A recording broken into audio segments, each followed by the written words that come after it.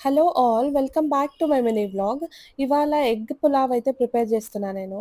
So, నా style of egg pulao ఎలా చేస్తున్నా అంటే, ముందుగా బాయిల్ చేసుకున్న ఎగ్స్‌ని కొంచెం ఆయిల్‌లో కారం, ఉప్పు అండ్ పసుపు 3 వేసుకొని టాస్ చేసుకోవాలనమాట.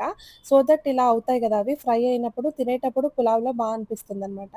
సో, మళ్ళీ అదే ఆయిల్‌లోకే 1 స్పూన్ ఆఫ్ ఘీ ఏసుకొని, దెన్ మసాలా ఐటెమ్స్ అన్నీ వేసుకొని, 1 spoon of jeera and onions అన్నీ వేసి మంచిగా ఫ్రై చేసుకోవాలనమాట.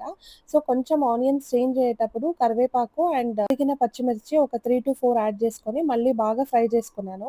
కొంచెం కలర్ చేంజ్ అయ్యేటప్పుడు మళ్ళీ అల్లం వెల్లుల్లి పేస్ట్ ఏసి మంచిగా ఫ్రై చేసుకొని, ఆ వాసన పోయిన తర్వాత టొమాటో ప్యూరీ గూడా ఏసి మంచిగా ఫ్రై చేసుకోవాలి. సో, టొమాటో ప్యూరీ యాడ్ చేసిన తర్వాత కొంచెం ఆయిల్ పైకి తేలేటప్పుడు మళ్ళీ మనం ఇందులోకి సాల్ట్, కారము, గరం మసాలా, ధనియా పౌడర్, దెన్ జీరా పౌడర్ ఇవన్నీ గూడా మసాలా పౌడర్స్ యాడ్ చేసుకొని మంచిగా మిక్స్ చేసుకోవాలనమాట.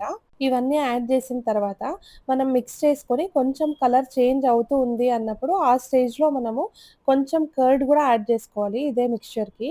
కొంచెం కర్డ్ సిమ్‌లో పెట్టుకొని యాడ్ చేసుకోవాలనమాట. కర్డ్ యాడ్ చేసుకొని మంచిగా మిక్స్ చేసుకోవాలి.